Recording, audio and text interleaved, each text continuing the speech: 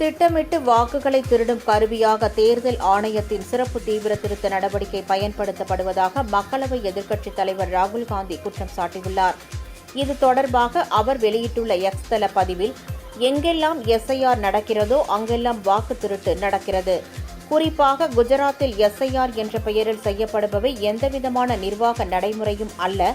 இது திட்டமிடப்பட்ட, ஒருங்கிணைக்கப்பட்ட மற்றும் வியூகத்துடன் செய்யப்படும் வாக்கு திருட்டு என்று கூறியுள்ளார். எங்கெல்லாம் பாஜகவிற்கு தோல்வி பயம் தெரிகிறதோ அங்கெல்லாம் வாக்காளர்களையே அமைப்பிலிருந்து மறைந்து போக செய்கிறார்கள். இதுபோன்ற ஒரு முறைதான் ஆலந்திலும் ராஜூராவிலும் நடந்தது. இப்போது அதே ப்ளூ பிரிண்ட் குஜராத், ராஜஸ்தான் மற்றும் எஸ்ஐஆர் திணிக்கப்பட்டுள்ள ஒவ்வொரு மாநிலத்திலும் அமல்படுத்தப்படுகிறது என்று தெரிவித்துள்ளார். இதன் மூலம் மக்கள் அல்ல, மாறாக யார் அதிகாரத்தில் இருக்க வேண்டும் என்பதை பாஜகவே தீர்மானிக்கிறது. தேர்தல் ஆணையம் இப்போது ஜனநாயகத்தின் காவலனாக இல்லை, மாறாக இந்த வாக்கு திருட்டு சதியின் முக்கிய பங்காளியாக மாறிவிட்டது என்று அவர் அந்த பதிவில் குற்றம் சாட்டியுள்ளார்.